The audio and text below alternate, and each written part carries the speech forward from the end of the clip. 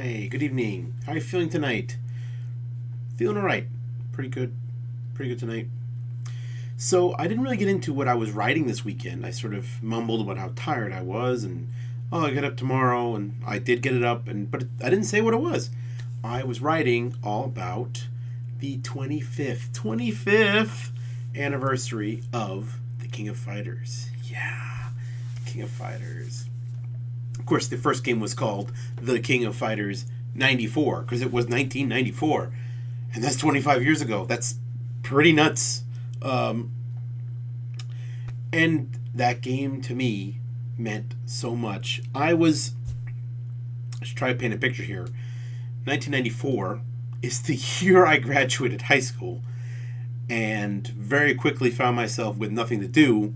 Um, I went to school, but I had no ambitions, I had no interests, I had no major. So, guess what? School didn't work out because I didn't belong there. 1994 is also the year I first used the internet in any form, but it was extremely primitive.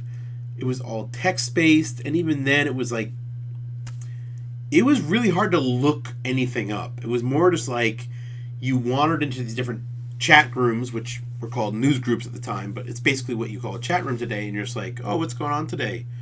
Oh. So while I learned a lot about, say, like Star Trek, because it was 1994, a lot of Star Trek talk was online.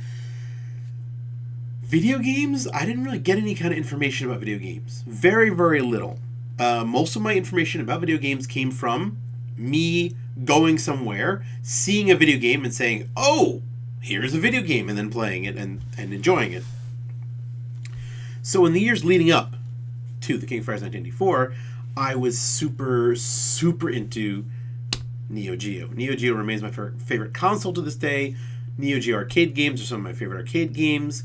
And while I certainly could never afford a Neo Geo at the time when it was new and ridiculous, I mean, this was early 90s dollars. The system cost like $400, and if you wanted two controllers, you had to like buy the deluxe edition, which was like $600. Okay, $600 in early 90s money. No, I never. I was a high school student. Didn't have that kind of money. But there were a lot of arcade machines in my area, and I loved the Neo Geo games. I loved Fatal Fury.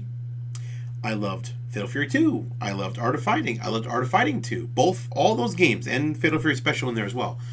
Each of those games, while they weren't earth-shattering, each game had a sequel, and each sequel expanded upon the first one, and you got more stuff. And all of them, this is kind of silly because they're fighting games, right? Fighting games are, two characters sit there, one character is cool something, one character is cool something, and someone wins. Like, it sounds really elementary and basic, but the fact is, a lot of these Neo Geo games, especially the fighting games, had a little story woven in there, okay? The characters, talked to each other. The characters had scenes in between the fights. You kind of had a feeling of what these people wanted, I loved Street Fighter 2, okay? I loved Street Fighter 2. I played Street Fighter 2 a lot, okay? From 1991 until probably late 92, early 93. And by that point, I kind of stopped playing it because they kept tweaking it, but it wasn't really anything new. It was just like, oh, now the game plays faster, or now the characters have more color choices.